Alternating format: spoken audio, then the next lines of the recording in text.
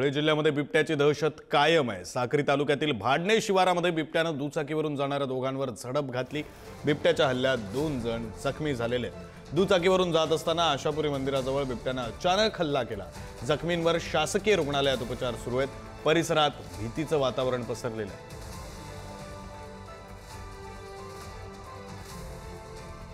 अधिकची माहिती देत आहेत प्रतिनिधी अमोल राजपूत। अमोल,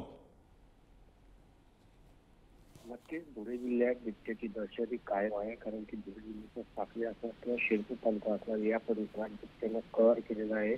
आपण जर बघितलं तर रात्री भाडणे गावाकडून नांदवड गावाकडे जाणाऱ्या रस्त्यावर बिबट्याने हल्ला केल्याने यात 2 तरुण जखमी झालेले आहेत।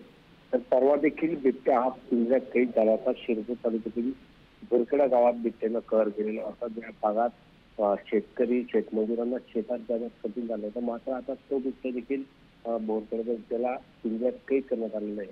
मात्र हे दिवसेंदिवस बिबट्यांचा दहशत वाढत असल्यामुळे धुळे जिल्ह्यातील शेतकरी शेतमजूर हे आता दहशतीत आहेत बिबट्याच्या। आपण बघितलं तर चिंचण्याच्या उपवत भागात देखील बिबट्या हा तापी परिसरात खेळत असल्याचं सांगितलं जातं आणि त्या ठिकाणी काही होर्डिंग देखील लावण्यात आले जे बिबट्यापासून सावधान करण्यासाठी मेसेज या मार्गातून देण्यात आले। धन्यवाद दिलेल्या या सगळ्या सविस्तर माहितीसाठी।